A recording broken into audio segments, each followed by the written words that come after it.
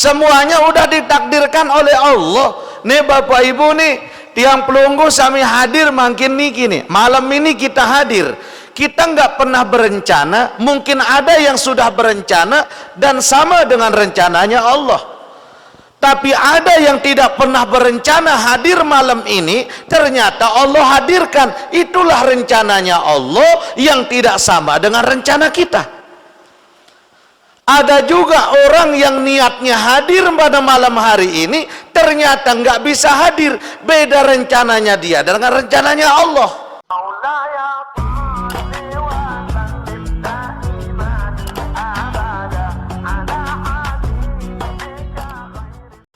Bismillahirrahmanirrahim.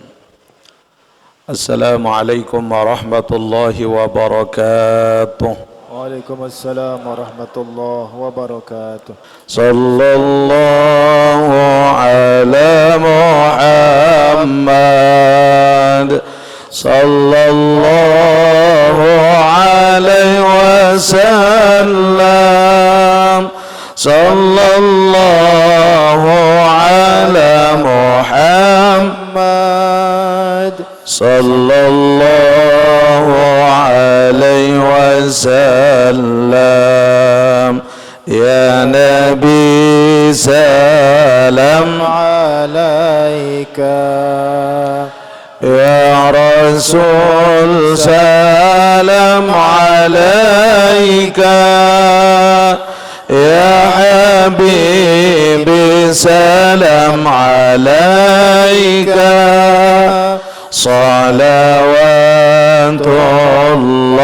alaika. Anta syamsun, anta badrun, anta nurun fawqa nuri. Anta syamsun, anta badrun, anta nurun fawqa nuri. Anta iksiru wa ghali, anta misbahus suduri. Sallallahu ala Muhammad sallallahu alaihi wasallam. Sallallahu ala Muhammad sallallahu alaihi wasallam. Allahumma salli wa sallim wa barik alaihi.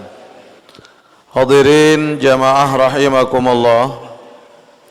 Kita lanjutkan kajian kita di dalam kitab Al-Hikam karya Al-Imam Ahmad Ibnu Athaillah As-Sakandari rahimahullahu ta'ala. Kita masuk pada kalam hikmah yang ke-19. Beliau berkata, la tatlub minhu ay yukhrijaka min halatin liyasta'miluka fima siwaha falau aradaka liasta'miluka min ghairi ikhrajin. Imam Ahmad bin Athaillah berkata, la tatlub minhu ay yukhrijuka min halatin.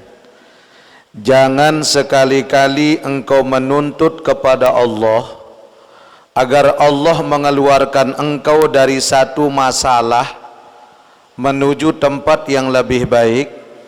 Liyasta'miluka fima siwaha falau aradaka liasta'miluka min ghairi ikhrajin. Jangan sampai engkau menuntut kepada Allah agar Allah mengeluarkan engkau dari satu masalahmu kepada hal yang lain dengan ketentuan apa yang engkau mau, karena sesungguhnya meskipun tidak engkau minta kepadanya, jika Allah mau mengeluarkan engkau tanpa engkau minta, Allah pun akan mengeluarkanmu. Dari kalam hikmah ini Bapak Ibu yang dimuliakan Allah, kita belajar bahwa bisa jadi dari setiap masalah yang telah Allah berikan kepada kita sebagai hambanya adalah cara dari Allah untuk menghapus dosa-dosa kita. Karena Allah tidak akan menganugerahkan satu perkara kepada seorang hamba kecuali dalam perkara itu ada hikmah yang disimpan oleh Allah. Allah kasih kita sakit, mungkin dengan sebab banyak kita punya dosa. Dengan sakit yang Allah berikan, Allah ampuni dosa-dosa kita. Allah kasih kita ujian, Allah kasih kita masalah. Ada hikmahnya dari ujian dan masalah dari Allah. Yang pertama, bisa jadi dengan masalah itu Allah uji kesabaran kita, Allah uji keimanan kita, dan Allah uji istiqomahnya kita. Dikala waktu kita sehat, kita rajin taat sama Allah, atau kawannya kita di waktu kita sehat banyak kita yang lupa akan Allah. Tapi dikala Allah berikan kita penyakit, dikala Allah berikan kita ujian, banyak kita yang langsung mengingat Allah. Waktu entah sehat lupa dari Allah Ta'ala. Kita bekerja sampai tidak ada waktu untuk ibadah. Kita berniaga sampai tidak ada waktu untuk kita mengingat Allah. Kita sibuk di kantor dengan kesibukan kita sampai tidak ada waktu kita untuk mendekat kepada Allah. Allah kasih kita ujian dengan masalah, Allah kasih kita ujian dengan penyakit. Sedikit cara Allah menyentil kita untuk kita kembali kepada Allah. Agar Bapak Ibu, tidak hanya pada diri pelungguh, pada diri tiang pun juga masih belajar seperti ini. Kenapa kita banyak dikasih masalah oleh Allah? Mungkin banyak kita yang dalam hidup ini banyak melupakan Allah. Luwe itu lupa oleh Allah Ta'ala. Dengan masalah baru kita ingat Allah. Dengan masalah baru kita katakan ya Allah. Dengan kesusahan baru kita katakan aku kembali kepadamu ya Allah. Baru dikala Allah kasih kita masalah. Maka oleh karena itu kata Imam Ahmad bin Athaillah, jangan sampai engkau menuntut kepada Allah untuk engkau menghendaki dirimu dikeluarkan oleh Allah dari satu masalah ke masalah yang lebih baik. Contoh Bapak Ibu, kita waktu musim corona siliwat, susah ndek? Susah nggih? Sedih? Sedih. Ekonomi hancur. Terus berjamaah ndak boleh. Sedih kita nggih? Sedih. Tapi kalau kita yang merasa capek, iman kita masih kurang, rata-rata kita berdoa, ya Allah piran tau namentalah aran musim corona ni. Ya Allah piran ampun tak angkat corona ini. Ya Allah piran ampun mulai normal malik merentan sebelumnya. Kan luwe itu berdoa pada niki. Tapi orang-orang yang sudah mencapai ma'rifatullah, mereka tidak pernah berdoa untuk dipindah dalam satu masalah ke masalah yang lain, tidak pernah. Tapi apa yang ada, mereka mencoba untuk mencintai masalah yang diberikan oleh Allah. Kita Bapak Ibu nih, kata Imam Allah Muhammad, kata Syekh Al-Imam Abdurrahman Asy-Syuyuti rahimahullahu ta'ala, ada dua kata yang sering menjadikan kita manusia ini rugi dalam hidup. Ampun terugi si dua kata niki. Apa? Seandainya saja. Seandainya saja. Dua kata ini apabila ada pada diri manusia, maka kita pasti menyesal. pasti kita ingin kembali kepada satu perkara menuju perkara yang lebih baik. Lamun wa'ara, karena seandainya saja, andaikan, tapi sudah lewat. Itu kata Allah, bahasa orang yang sudah mati yang ingin untuk balik hidup ke dunia. Fayaqula rabbi laula akhartani ila ajalin qarib fa asaddaq wa akum minas salihin. Jadi orang yang sudah mati mengatakan Rabbi, duhai Tuhanku, laula akhartani ila ajalin qarib, jikalau seandainya seandainya saja ya Allah engkau tangguhkan kematianku sesaat saja, sebentar saja, fa as-saddaqo, aku akan banyak sedekah, wa akum minas salihin, dan aku akan jadi orang soleh. Seandainya saja. Lagu bau ni hidup Malik dan bau. Maka dikala ini kalimat sudah ada pada diri kita, seolah-olah ini hamba tidak beriman kepada Allah. Kita banyak menyesali apa yang diberikan oleh Allah kepada kita. Makanya Bapak Ibu, kata Imam Ahmad bin Athaillah, tanda orang beriman itu orang-orang yang sudah sampai kepada suluk, tandanya dua. Pertama, mereka tidak pernah menyesali takdir yang diberikan oleh Allah. Dia nawah nyesal le takdir Allah. Coba lah mau pikir-pikir Bapak Ibu. Kita ini hidup wah ndek temesan lai waktu ndek malahir. Hah? Pak Marwi, wah temesan lai.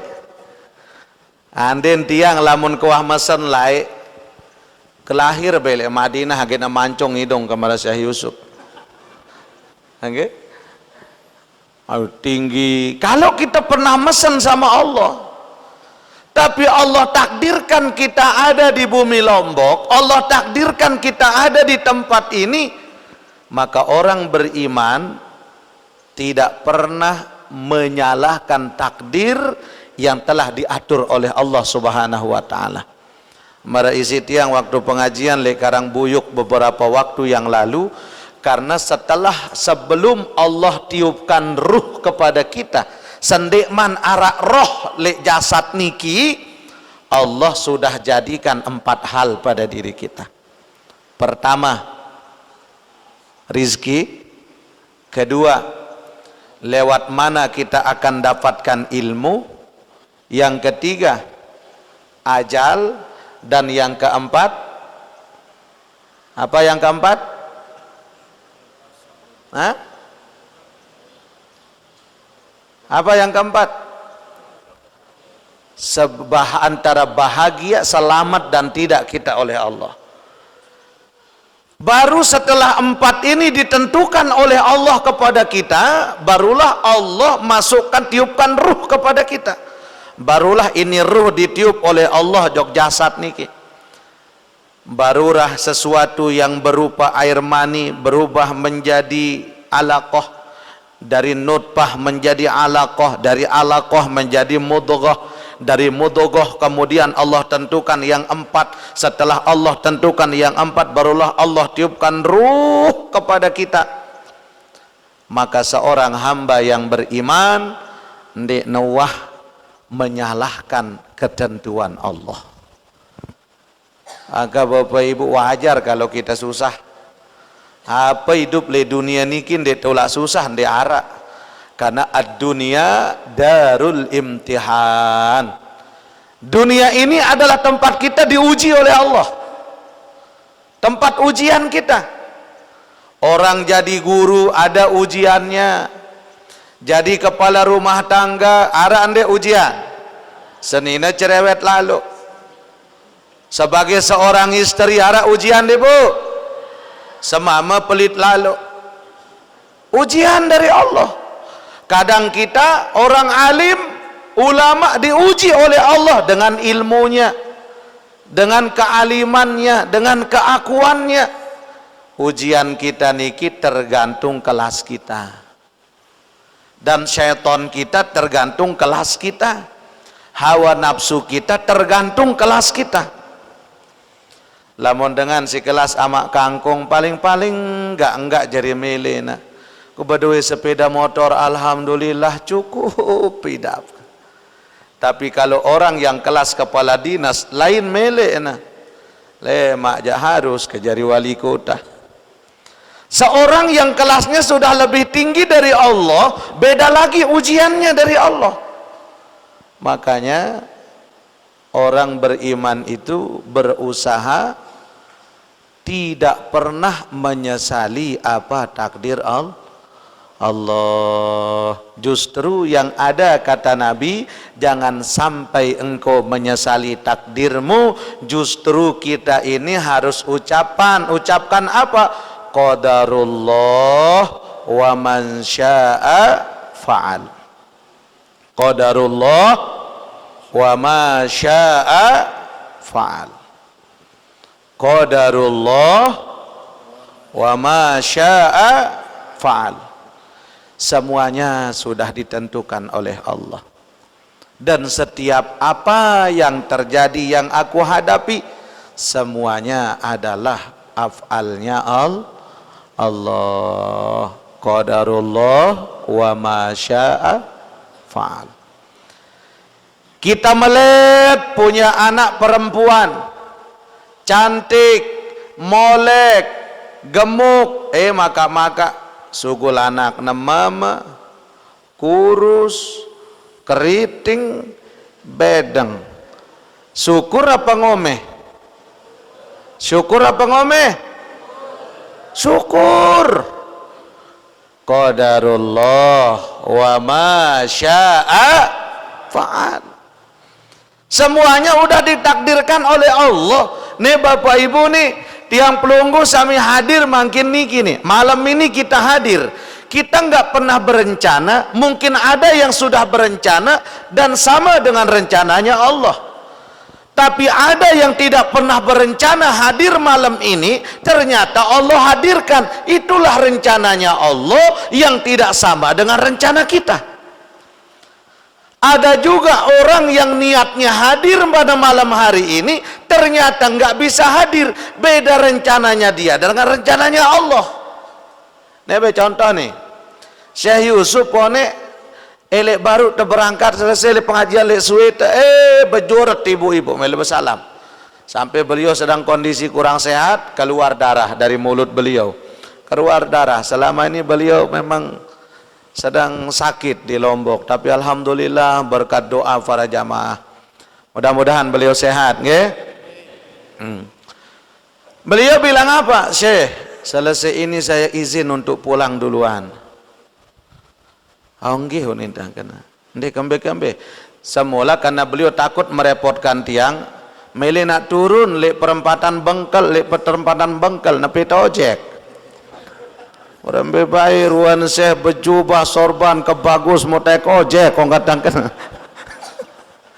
Tapi alhamdulillah beliau sudah berencana. Bismillah apa nintiang nggih, yang penting bayar kata saya kepada jamaah, antum imam sholat maghrib, setelah sholat maghrib ndak apa-apa, antum pulang duluan, tinggalkan saya.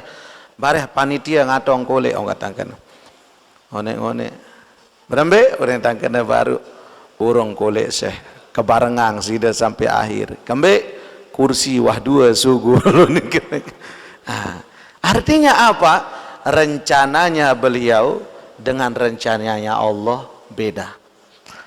Allah udah bilang kamu harus hadir di situ, duduk di situ dari awal sampai akhir di situ. Tapi kolbunya mengatakan karena kondisi saya sedang kurang sehat, saya harus pulang. Ternyata kalah dia punya kolbu dengan maunya Allah. Makanya kan Bapak Ibu, kita ini hidup niki karena memang maunya Allah. Ampun tebeng masalah si Allah Ta'ala sangi terlupa lalu. Ampun tebeng ujian si Allah Ta'ala, mungkin kita selama ini banyak yang lupa sama Allah. Kita terlalu banyak sibuknya sampai ngelupain yang ngasih kita harta dunia. Sekedikit cara Allah, Allah kasih kita kesusahan. Tak.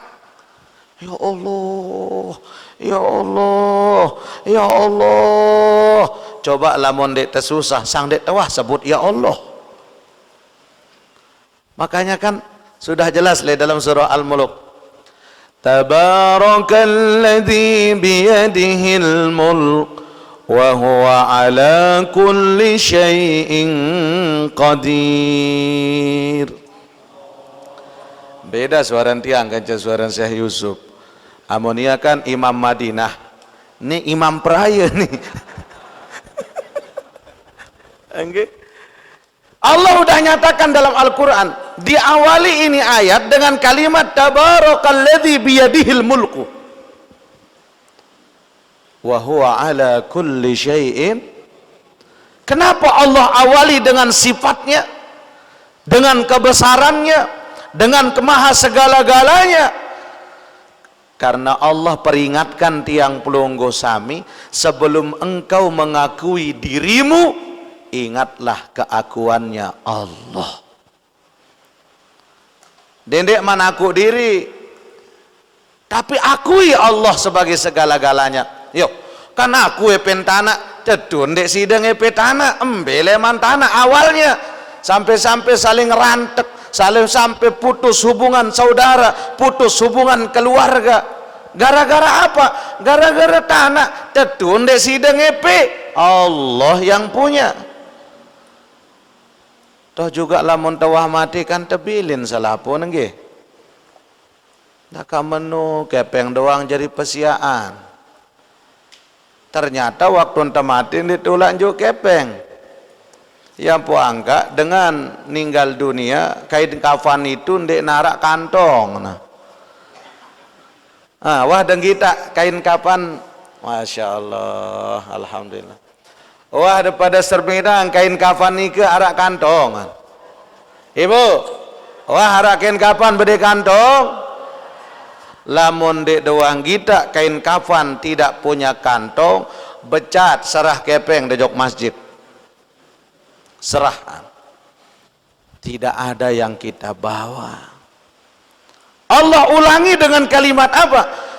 Alladzi khalaqal mauta wal hayata liyabluwakum ayyukum ahsanu amala.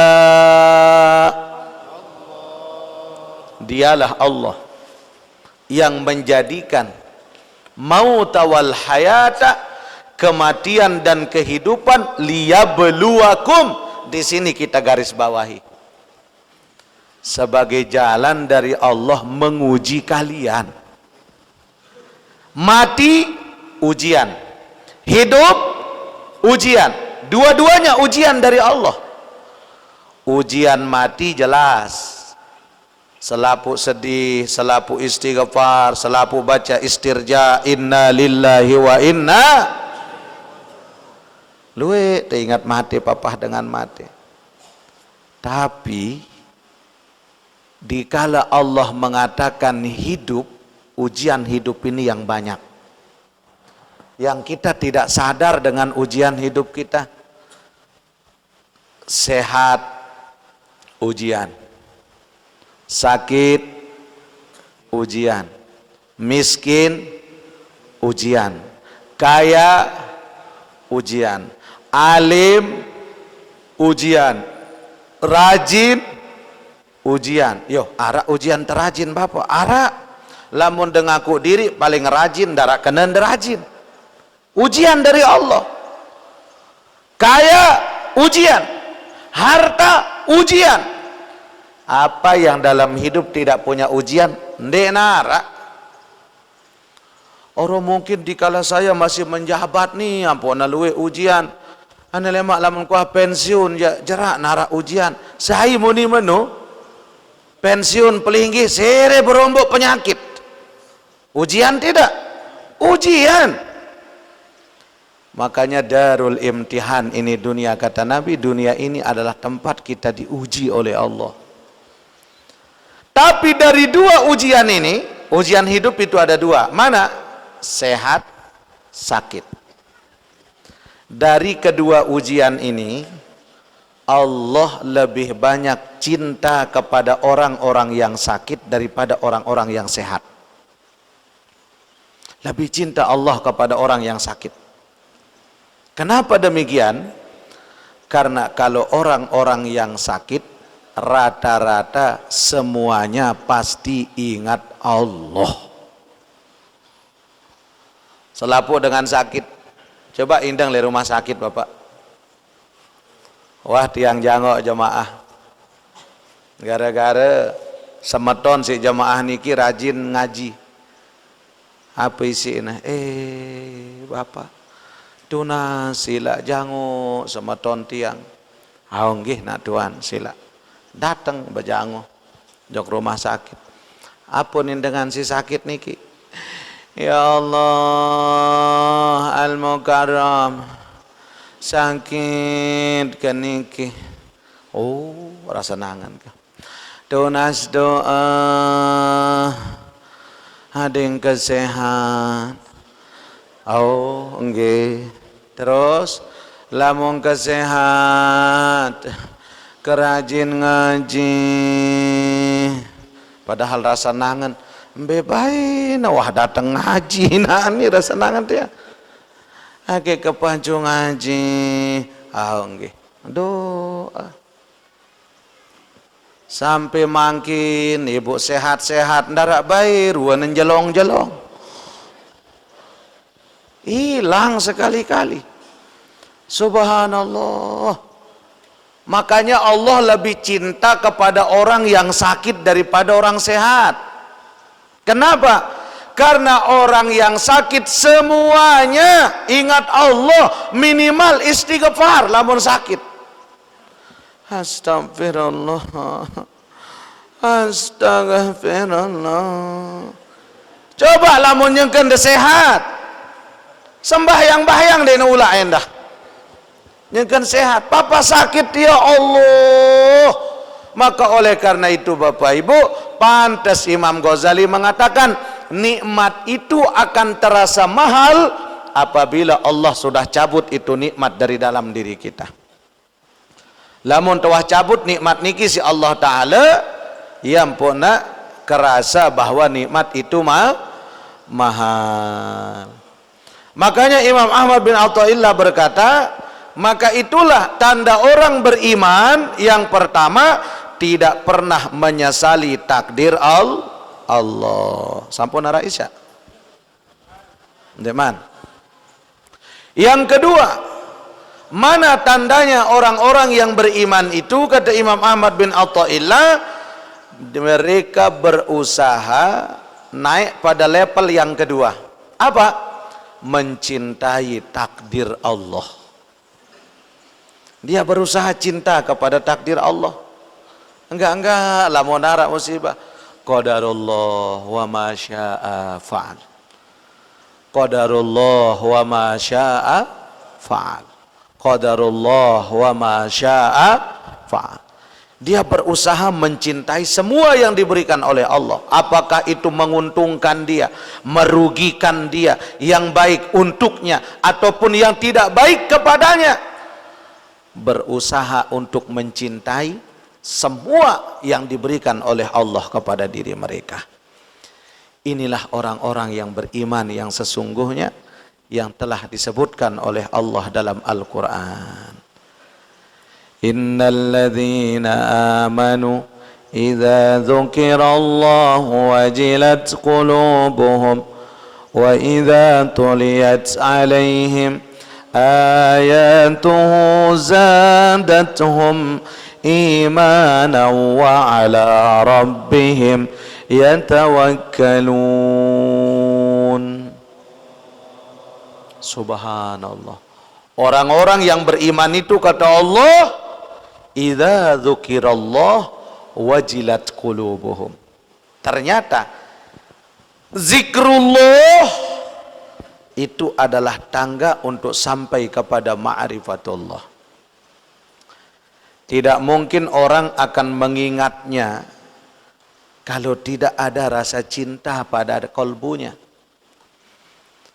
Kita kalau sudah demen cinta sama seseorang, pasti kita banyak menyebut namanya. Iya doang tersebut. Terus saja kita sebut dia. Kenapa kita sebut?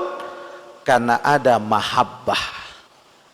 Ada cinta. Dan cintanya Allah kepada hambanya. Meskipun hambanya bermaksiat, meskipun kita banyak dosa, tiang pelungguh banyak salah, tiang pelungguh banyak jadi orang munafik, kita hidup mungkin kita banyak pernah berbuat maksiat, tapi Allah tidak pernah mengecap kita menjadi orang buruk. Tapi apa kata Allah? Allah suruh kita untuk kembali kepadanya. Wa ala rabbihim yatawakkalun. Orang-orang yang beriman apabila tandanya mereka itu idza dzukirallah wajilat qulubuhum. Ternyata zikir ini Bapak Ibu akan mampu menggetarkan hati kita. Orang zikir itu tidak penting banyaknya, tapi yang penting efeknya. Meskipun sedikit kita sampaikan kepada Allah, Allah, Allah, Allah, Allah, Allah, Allah, Allah. Tapi ini hati langsung sampai kepada Allah Subhanahu wa ta'ala, itu lebih dicintai oleh Allah daripada sekian ribu kali kita berzikir tapi efek kolbu dengan Allah tidak ada. Allahu Allahu Allahu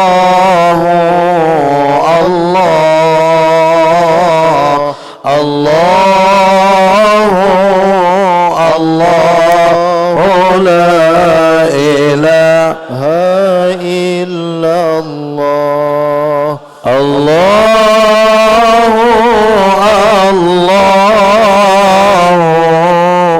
Allahu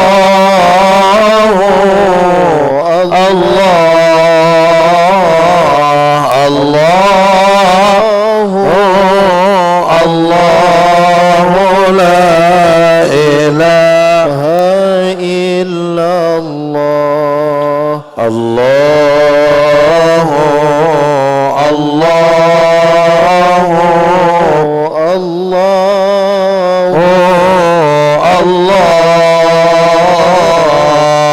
Allahu Allahu la ilaha illallah. Kerasa getarannya di kita punya kolbu. Bahkan ulama mengatakan sekuat apa zikir seorang hamba itu diterima oleh Allah sampai kepada Allah, sekuat apa hadirnya kolbu mereka dikala menyebut Allah, Allah, Allah. Dikala mereka menyebut Allah, ada getaran dalam jiwanya, ada khasyah dalam hatinya, ada rasa takut dalam dirinya. Takut dengan apa? Takut dengan azab Allah. Wa idza tuliyat alaihim ayatuhu zadathum, dan apabila dibacakan ayat-ayat Allah kepada mereka, bertambah keimanannya kepada Allah. Kita Bapak Ibu, dikala Syekh Yusuf mengimami kita sholat maghrib, berembe idap sembayang dah. Nikmat, nikmat. Serasa di Masjid Nabawi, nggih. Kan memang ayah beliau juga sebagai imam di Masjid Nabawi. Alhamdulillah. Nah, dikala beliau mengimami kita sebagai sholat maghrib, subhanallah, kerasa ini kolbu langsung sampainya ke Allah. Yang ada dalam diri kita dikala menyembah Allah itu, yang ada adalah hanya kebesaran Allah, tidak ada yang lain. Kalau ini bisa kita terapkan dalam hidup, ada masalah, Allah sandarannya. Dapat nikmat, Allah sandarannya. Dapat ujian, Allah sandarannya. Maka dikala semua perkara sandaran utama kita adalah Allah, maka insya Allah Allah keluarkan kita dari kesulitan dengan caranya Allah. Makanya di dalam zikir-zikir baginda Nabi SAW mengajar tiang pelungguh, kalau kita sedang banyak susah, banyak musibah, banyak yang kita alami dalam hidup yang tidak sesuai dengan kita punya keinginan, maka berhenti tentang perbanyak zikirnya Nabi Yunus alaihissalam. Apa ibu? La ilaha illa anta subhanaka inni kuntu minal zalimin. La ilaha illa anta subhanaka inni kuntu minaz zalimin. La ilaha illa anta subhanaka inni kuntu minaz zalimin. Kalau kita pasrahkan semuanya hanya sama Allah, ada masalah sandarin ke Allah, maka meskipun kita nggak pernah minta sama Allah untuk Allah keluarkan dari masalah, Allah keluarkan kita dengan caranya Allah dan dengan maunya Allah. Makanya disebutkan oleh beliau, falau aradaka, meskipun engkau menginginkan hal itu, li asta'biluka min ghairi ikhrajin, meskipun tidak engkau inginkan hal untuk Allah keluarkan engkau, kalau memang Allah mau tanpa engkau minta, Allah sudah keluarkan engkau.